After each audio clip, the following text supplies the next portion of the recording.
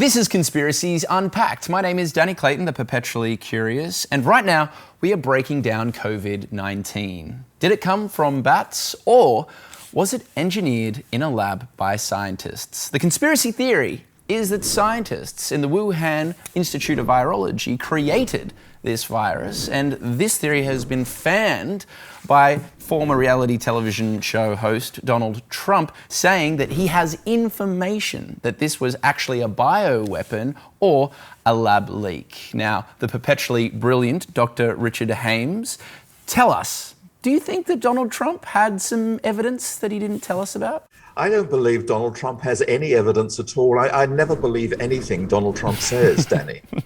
Neither do I. But there are some very, very influential people that are saying that this virus was made by man. In particular, Dr. Dearlove, a former MI6 leader. So when you hear people suggesting that it was built in a lab, I mean, is there any credence that this could be true? It's very unlikely indeed, for so many different reasons. But if you look at the scientists who are experts in this area, most of them would be saying that that's actually an impossibility. It's highly unlikely that that is the case. Okay, so when you do look at the world of scientists and they suggest that the epidemiology of the virus, the biochemistry of the virus and the virus sequencing suggests that it came from an animal, why would anyone else suggest otherwise, and who would benefit from this lab making the virus? I think you have to look at the connections between the US and China in that regard. And there are very close links and financial links between the Institute at the University of Virginia and the Wuhan Institute. A lot of the funding that Wuhan Institute has received has come from the US. And in fact, their gain of function research that was undertaken in the US was later given to the Wuhan Institute specifically to work on coronaviruses. So the money is of concern, and there are other reasons why many people in the West continue to disparage anything done by China or in China. Okay, so there is mistrust, particularly around this particular subject. But what about the World Health Organization?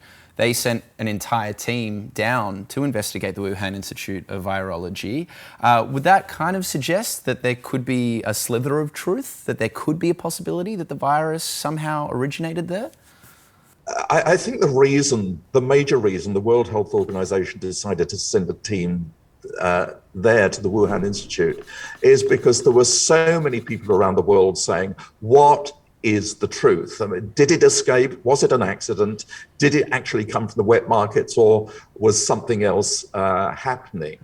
And because of the world's suspicions around China and how China withholds information, and there was certainly a lot of information that would have helped us earlier to act earlier, that was withheld by the local council in particular, are very good reasons to uncover the reality of what's actually going on. But I think the evidence will just be to confirm the conventional wisdom that it wasn't man-made at all. It did come, in this instance, from bats. Okay.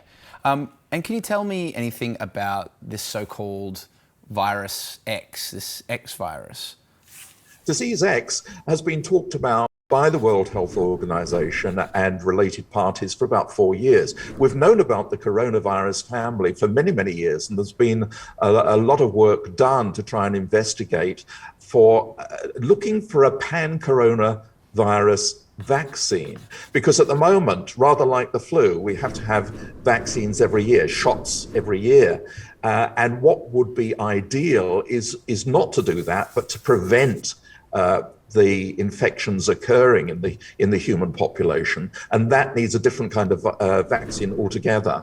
But the investment needed for that kind of waxes and wanes between events. And Bill Gates also, when he was warning in 2015 about the next pathogen, the next pandemic, it was the same argument that we need a vaccine that isn't just a discrete vaccine to deal with the case we've got today, but we need one which will actually control coronaviruses into the future. Okay, so that seems very based in the realm of possibility and reality.